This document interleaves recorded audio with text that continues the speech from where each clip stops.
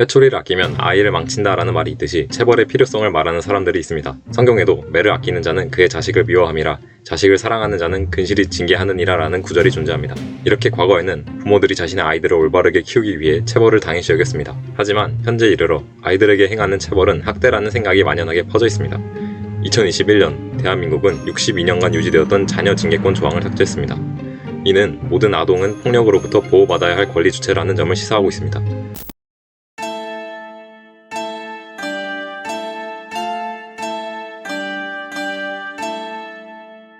대부분의 사람들은 폭력은 정당화될 수 없다고 말합니다. 비폭력 평화주의자로 유명한 간디는 나는 폭력을 반대한다. 왜냐하면 폭력이 선을 행한 듯 보일 때 그 선은 일시적일 뿐이고 그것이 행하는 악은 영원하기 때문이다 라는 말을 남겼습니다. 물리적 힘은 점점 자기한테 더 도를 넘게 하기 때문에 시작을 하지 마세요. 제가 이렇게 얘기하는 거예요. 하지 마시라고요. 전 세계적으로 아동에 대한 체벌을 금지하자는 의견이 자리를 잡았습니다.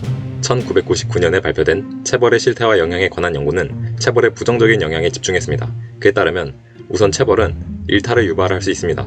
체벌에 즉각적인 억제 효과가 있는 것은 사실이지만 이에 노출된 청소년들은 폭력에 우호적인 태도를 가질 수 있습니다. 실제로 부산가정법원 부장판사인 천종호 판사는 가정에서의 부모의 폭력과 학대는 청소년 범죄의 가장 큰 원인이라고 말했습니다. 또한 체벌로 인하여 폭력의 악순환이 이어질 수 있습니다. 장기적으로 봤을 때 체벌을 많이 경험한 교사일수록 폭력적 훈육에 적극적인 모습을 보입니다. 그리고 단기적으로 봤을 때는 체벌로 훈육된 학생들이 학우들에게 폭력을 휘두를 가능성이 큽니다. 실제로 1978년에 시행된 미국 전국 학교 안전조사에 따르면 체벌의 허용도가 높을수록 학교 내에서의 학생 폭력률이 더 높았습니다. 덧붙여서 아동에 대한 체벌이 아동학대로 이어지는 경우가 있습니다. 2020년 천안과 창녕에서 아동학대 사건이 벌어졌습니다. 이때 가해자들은 모두 훈육을 목적으로 한 체벌이었다고 진술했습니다. 하지만 한 아이는 사망하고 다른 아이는 신체적 피해를 입은 것을 보았을 때 두 사건 모두 엄연한 아동학대라고 할 수 있습니다. SNS에 수억대의 슈퍼카만을 골라 자전거로 들이박는 영상이 올라와 학생이 욕설을 하며 교사를 때리는가 하면 학생들이 노인을 폭행하는 장면이 담긴 영상이 퍼지고 있습니다. 교복을 입은 10대 학생이 60대 할머니의 머리를 때리면서 반말로 담배를 사오라고 요구하는 모습이 담겼습니다.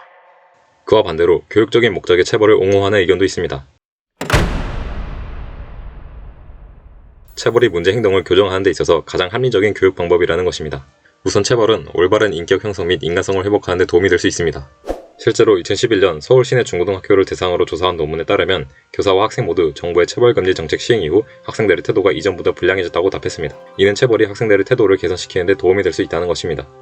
또한 체벌은 학생들에게 반성의 기회를 제공할 수 있습니다. 2002년에 시행된 연구에 따르면 총 900명의 교사와 학생 그리고 학부모들 중 58.3%가 체벌이 문제 행동에 대한 반성의 기회를 제공하는 데 효과가 있다고 답했습니다. 게다가 체벌은 질서 유지의 효과를 갖고 있습니다. 2012년에 발표된 논문에 따르면 체벌 유행에 따라 잦은 체벌은 학생 통제에 부정적인 영향을 주지만 월 1회 정도나 주 1회 정도의 체벌은 오히려 학생 통제에 긍정적인 영향을 미친다고 합니다. 일벌 100개 함으로써 잘못한 학생에게는 벌을 주고 다른 학생들에게는 경각심을 심어줄 수 있다고 주장합니다. 따라서 체벌은 바른 인격을 형성시키는 데 도움을 주고 질서 유지를 이끌어낼 수 있다는 것이 체벌 옹호론자들의 주장입니다. 더 나아가 체벌은 아이들을 넘어서 어른들에게도 효과가 있을지도 모릅니다. 현재 싱가포르에서는 16세부터 50세의 남성 범죄자에 한해서 태형을 집행하고 있습니다. 국제형사기구의 조사에 따르면 2008년 싱가포르의 범죄율은 0.7%로 4.16%를 기록한 미국과 1.6%를 기록한 한국보다 현저히 낮습니다. 또한 2011년부터 2018년까지 하향세를 보였습니다. 그리고 2019년에 이코노미스트 인텔리전스 유닛의 조사에 따르면 싱가포르는 1위 도쿄에 이어 세계에서 가장 안전한 도시 2위를 차지했습니다. 이를 보면 싱가포르의 태형이 낮은 범죄율에 기여를 하고 있다고 볼 수 있습니다. 체벌의 효과보다 부작용이 많다는 것은 여러 연구로 밝혀진 명백한 사실입니다. 그에 따라 이미 전 세계적으로 체벌을 금지하고 있습니다. 그러나 아직도 적지 않은 이들이 체벌의 필요성을 말하고 있습니다. 왜냐하면 체벌은 문제를 해결하기 위한 가장 즉각적인 방법이기 때문입니다. 체벌에 대한 여러분의 생각은 어떠신가요? 댓글을 통해 자유롭게 의견을 나눠주세요.